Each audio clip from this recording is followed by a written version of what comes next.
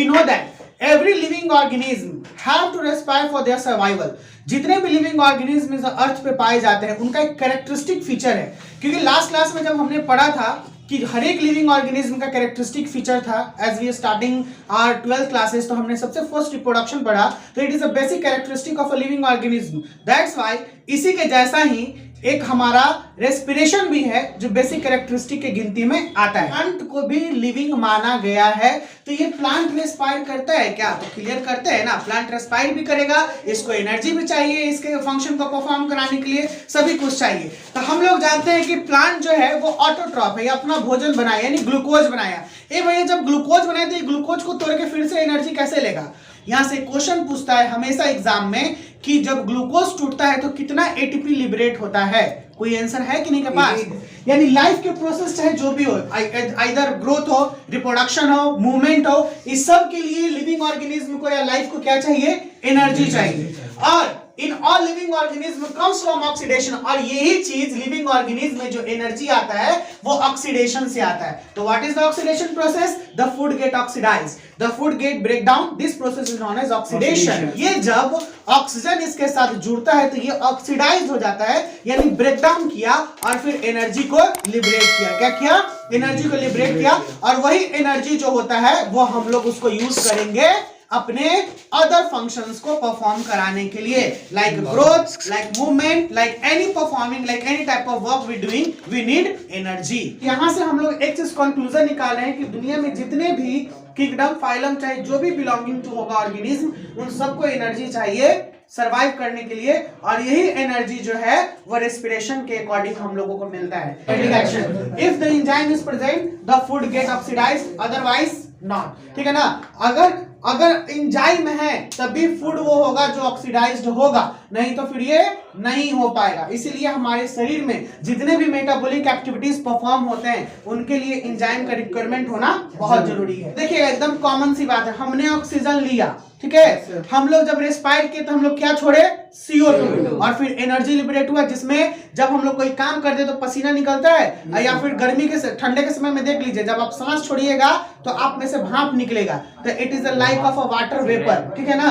ये water vapour यानी वाष्प के रूप में होता है जो कि हम लोग पानी छोड़ते हैं, ठीक है ना, H2O रिलीज करते हैं, और इसके साथ साथ फिर एनर्जी भी लिबरेट होता है। यही बोल रहा है the plants and the animals which have the more mitochondria.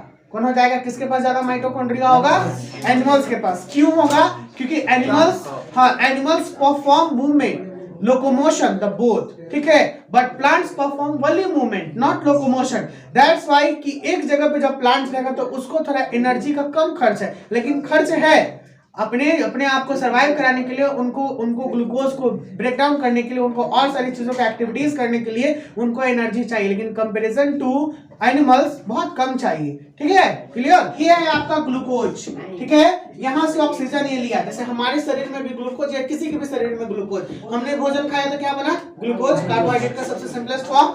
हम ऑक्सीजन लिया एटमॉस्फेयर से, एंजाइमेटिक एक्शन से किसमें टूटा भैया? सबसे पहले कार्बन डाइऑक्साइड, फिर क्या रिलीज किया हम लोग? वाटर, और क्या बना? एनर्जी। कितना एनर्जी ये यूज करेगा?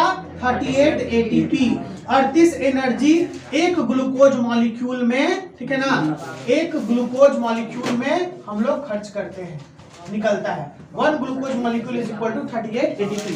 We know that the oxygen and the CO2 is the most important compound or molecule that is needed by a plant. Oxygen जरूरी है इसको और भी चीजों को करने के लिए, क्या करने के लिए? फूड को ऑक्सीडाइज करने के लिए। CO2 जरूरी है इसको किस चीज के लिए? फोटोसिंथेसिस के लिए। कर रहा है कि नहीं कर रहा है? देखिए दोनों चीज जरूरी है, तो इसीलिए यूटिलाइजेशन जो हो गया ये दोनों चीज का हो गया। Any doubt student? एनी कोई कॉन्सेप्ट, कोई प्रॉब्लम?